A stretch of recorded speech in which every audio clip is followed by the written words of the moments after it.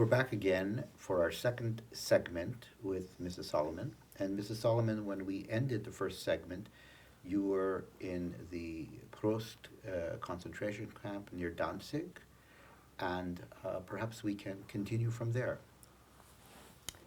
When we came to Proust,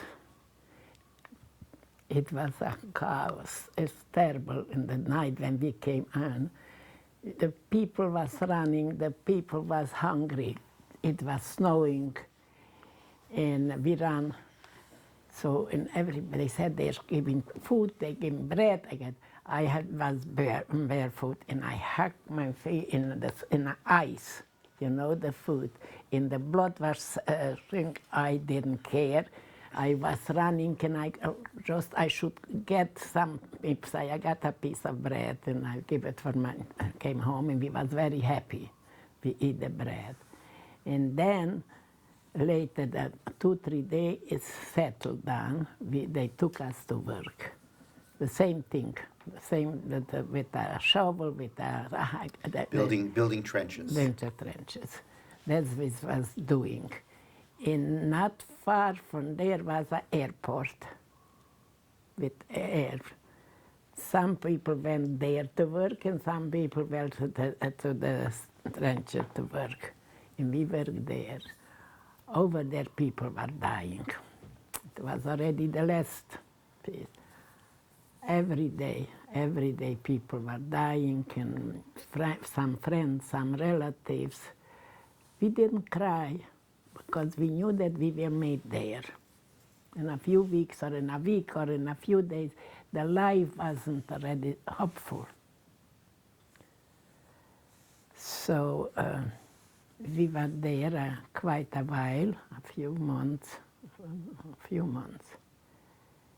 Then one day they told us, if we see people running, we should run. We should leave everything. I was already so weak I couldn't run. Just my sister took me with another friend, a cousin, and we ran. And then they bombed the things, the place where we was living, the lager, the barrack. They bombed the things. When we came back from there, you should see, it was a head, a hand, a feet. But these people who couldn't run, they stayed there. It was unbelievable.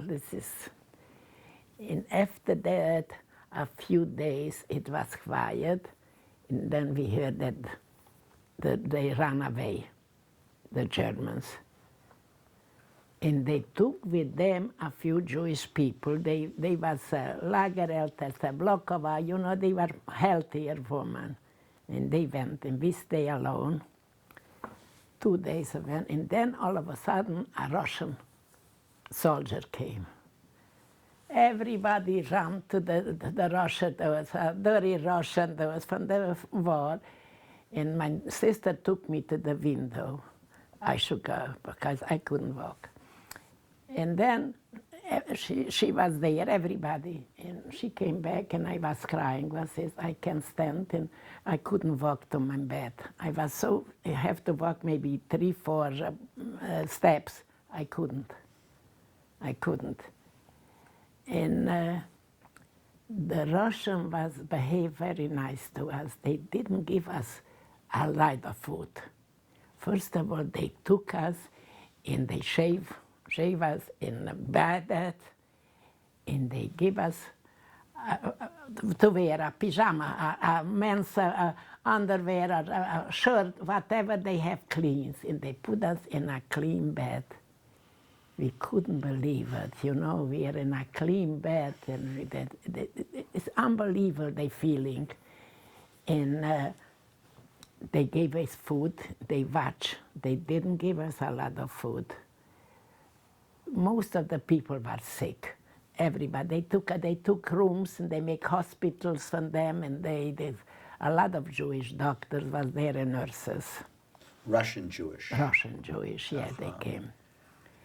And so we stayed there in the hospital before they came, Your sister as well was in the the hospital. sister. Was also. First, I was sick. Then the sister was sick, and I could already walk. And they say they are giving rice. Some place they cook rice. And I went with I have some thing with I took a full, let's say a bottle of some a pot full with rice. And I couldn't carry it. Till I came home, I throw out a little, I just have a little bit because I couldn't, and gave for my sister. Then my sister got well and I got again. So we stayed there and then we came home. We stayed there in the hospital and after that we came home. So the hospital was near Danzig? It wasn't a hospital. They make from rooms a hospital. There wasn't. The doctors were watching us, what we are eating and what we should. Once, it's not, they bring a truck with food, with meat, with conserve. And they realized that we took a few. They came to us and they said, don't eat it, give it back. And give it. If they thought we are not giving back, we couldn't hide it just under the mattress. And they said, give it, we will warm up and we will give it to you. Don't eat it because you will die if you will eat cold meat. So then that was, it was nice from them that was watching us, the things. And just it's not like I said, but it's take time till we went through what we went through, everything, and it's so that was. And when we came home, So you went back to Koźnice. I went back to Koźnice. I didn't have where to go in. We didn't have our house. The Russian, it's like a big house. The Russian put there the horses. They took out the windows, the doors, everything. It's nothing. It's not livable. We have there a cousin.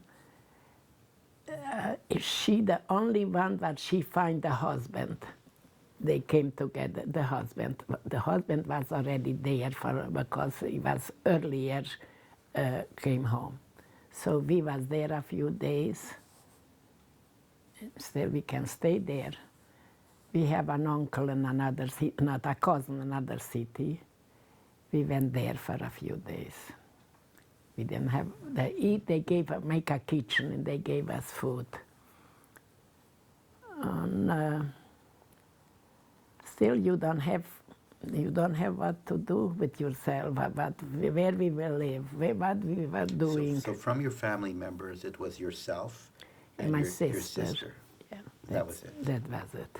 The uncles, the aunts, the cousins, everybody died. Auschwitz. Yeah. And we knew a sister later on that a sister lives. We didn't know where, when. And then someone sent a telegram because it was connected. Everybody who knew their life, or they let us in the papers. So my sister, we didn't see each other 14 years with the other sister. She was 10 years in the Swiss. We didn't see. When I saw her, I would never recognize her. I was a teenager, and now married with a child. So in all these years, she was in Switzerland. Yeah. In all these years, there was no contact. Yeah. You thought she had died. No, we knew that she is alive. After a year, we knew that she is alive. We knew. And she knew that two sisters, someone sent her a telegram that two sisters through the Red Cross, two sisters are alive. And she didn't know which sisters because I other two sisters. And later on, and so we didn't, she married a doctor. She went to Chicago. And when I came to America, then we see each other the first week, otherwise. And so you were back then in Koźnice, and so tell me, how long did you stay, and how did you make your life there? Kušnitz I couldn't. I didn't stay. I didn't have, you didn't have where to stay. Right. I didn't have. We went to Czechoslovakia. From Czechoslovakia and the Sudeten, over there was already a normal life. You know, we work, I went to work, and you have already money, you make business with cigarettes, then was the cigarettes the main thing. So we used to go to Slovakia and to buy cigarettes and to sell it. So a little was normal life. The people live normal. They have a normal house, a normal apartment, normal work. You can have work, and we live there. Or it was hard. It was very hard. You are independent. You have to know that you is. I was more. My sister was more afraid. I was more outgoing. You know, my sister was. She wouldn't go to make business or to think. I used to go because she didn't. She got engaged then to a cousin, and I went to Czechoslovakia. I found an apartment, and then she came. And Czechoslovakia was young. I was young then. It was a normal life, the normal life that you have there. Just till you came home, until you came home with a man's shoe, with one dress, a dress, you can call it a dress. You didn't have nothing, and you couldn't expect for nobody, but nobody has nothing. And your entire family was gone. The security of the family was we gone. used to go to the train to wait for the people are coming, and every time we heard he is not alive and this is not alive, and you know, we came home just to cry, but we was hoping maybe the younger people were alive. No, it was very painful to hear this uncle. I have an uncle that was in the 40s, 39-year-old, and nice businessman. Nobody came home. Not one uncle came home. And then they start, how was your concentration? We was talking, and they used to say, theirs compared to mine was okay, because we went a lot. When the people were dying, they put them in the room that they don't get food. And you see, they died because you can without food you can live how much a week, the most. And you was. I can explain to you.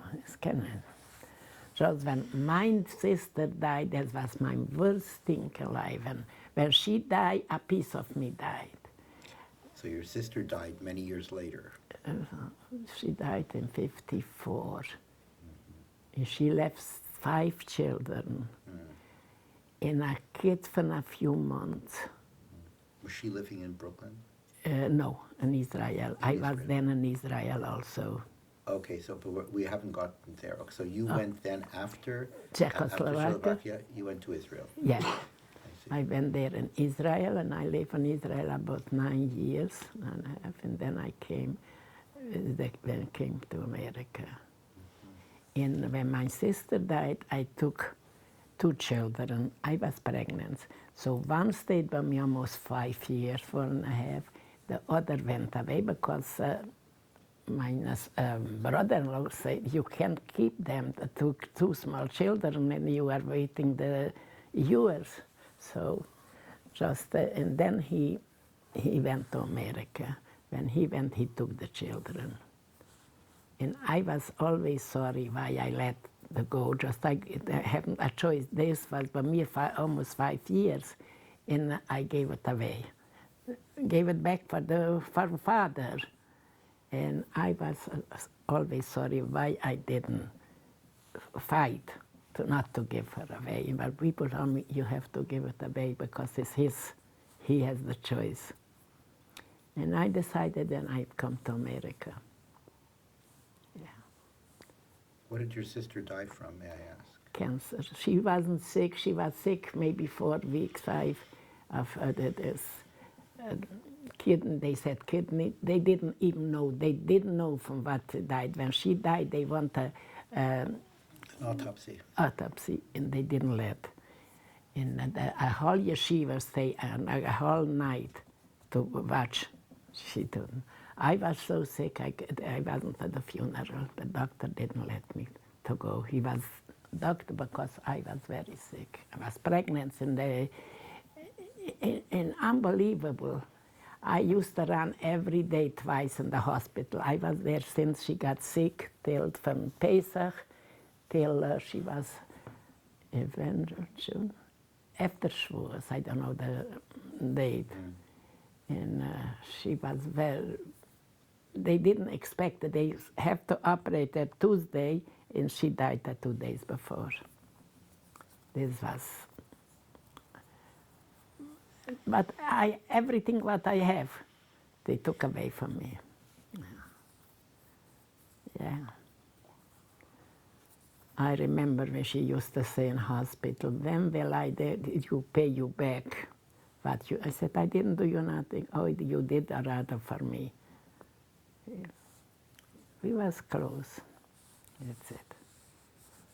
That sounds like a very, very beautiful, beautiful relationship that you had with your sister. Yeah. So meaningful. I have to tell So you, with the beautiful. other sister, we didn't have the relationship. So she lives already far.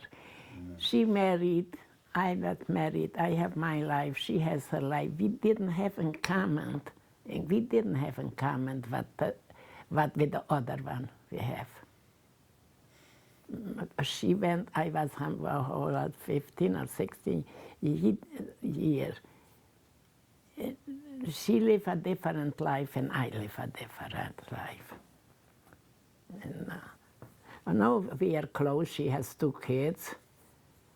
She passed away 8 years, and she has 2 kids, doctors, and they came sometimes to visit me, and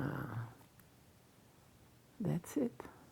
That's it. Now I have still here 2 cousins from one side and 2 cousins from the other side. They are alive. One has Alzheimer, the other one is also, they're not well. They're not well, not one. They're in the 90s. Yeah.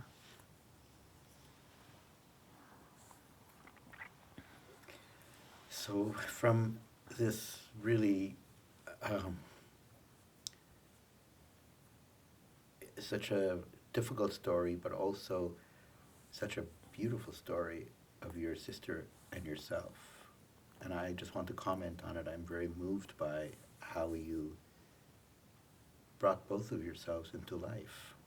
You held on to each other in the midst of this storm, this absolute horrible storm. And I with the kids also, I feel to them closer than the kids.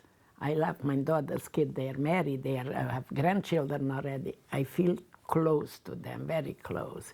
Even it was time when it was very bad, when he married and he didn't let me, she didn't want it, I should go to the kids, I should see the kids.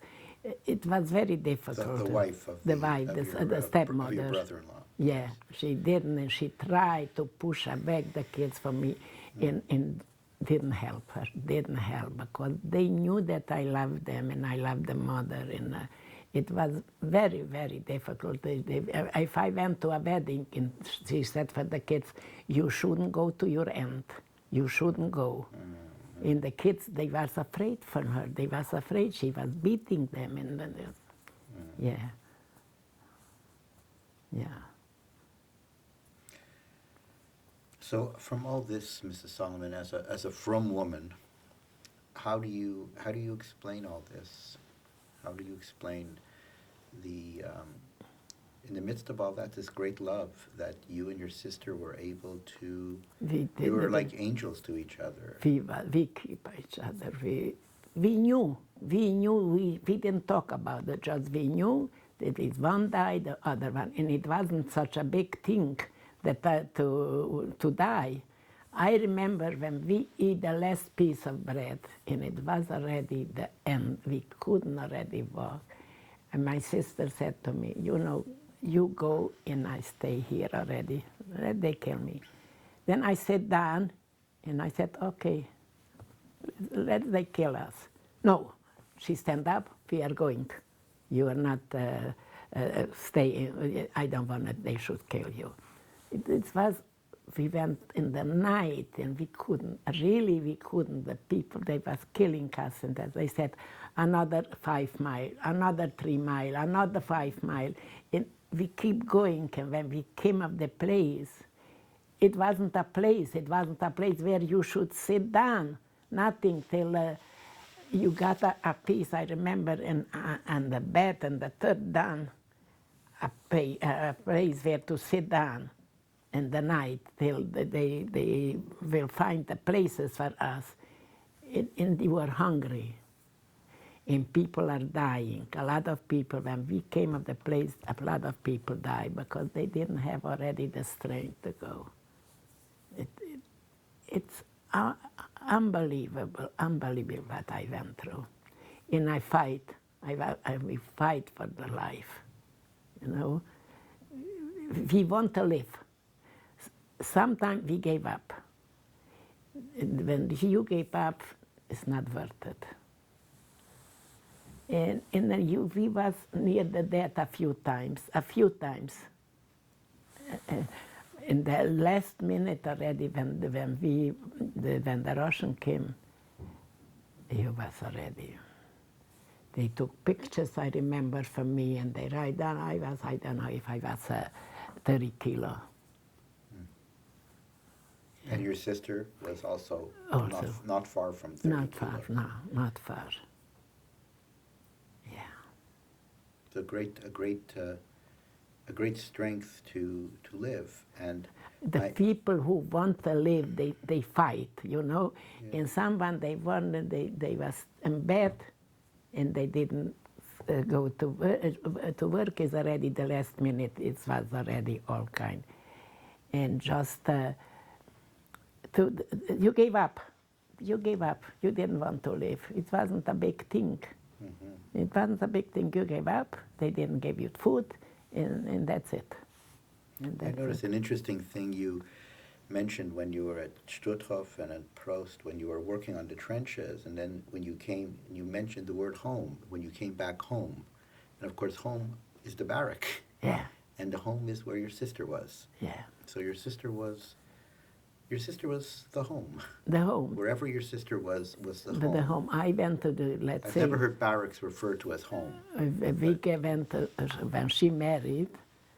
So I went there for, she lives in Jerusalem and I live in Aganya. But over there, with work wasn't, for a young girl wasn't the place there to live. You know, the work was very hard. So I found myself working in Israel, Netanya. And the holidays, with the thing, I always went for Shabbat today.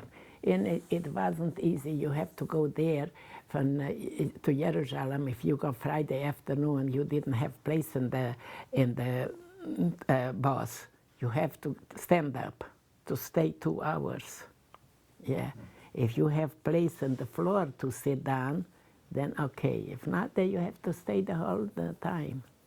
It wasn't like today. It was a line to go to Israel, from one place to the other. Mm-hmm. Yeah. Mm-hmm. Yeah. Are there, we're going to have a look at some pictures, some older photographs. Is there something you'd like to say at, as we are ending this part of your interview? Is there something? I was thinking what else I can tell you from the things. Well, maybe if there's just a reflection that you've gone through such an amazing thing. And I have to say that just listening to your story what saved both you and your sister was the love that you had for each other. The love that you had for each other. This, if I would be alone, I wouldn't, and if I am such a like I wouldn't stay alive, and I don't know if she would. Because From what I'm hearing, I would agree with you. yeah, we knew that we have to survive. And, just the surviving was also to come home, nobody. You don't have what to eat. I remember I went to with my friend later to a neighbor, to a goiter. She gave us a lunch. And she said, I don't have nothing from that. I didn't took nothing. And where you are looking around, you recognize the chairs, and you recognize that every piece of it was, you recognize this is yours or your neighbor's. I didn't took nothing. Nobody took nothing. Just it was empty. The house was empty. Yeah. Difficult, very difficult to see Yeah, that. yeah. Like Everyone. a whole world rearranged. Yeah. Like a whole world. You think what happened. Loving belongings now are sitting in someone else's Yeah, house. and you're not just sitting the there whole, remarkable. the father, the mother, the grandfather, everybody was, you know, they save, and it was empty. You could take with you just what you can carry when you went to the ghetto. What you can carry, that's what you take with you. Everything was there. That's it. So what we're going to do then, Mrs. Solomon, is we're going to stop again, and Yeah. we're going to look at the photographs. Yeah, I don't have a lot. This picture. No, I understand. I understand. Yeah. I So have. we'll speak about them. Yeah. We'll speak about them. Okay, Okay, so okay. we'll just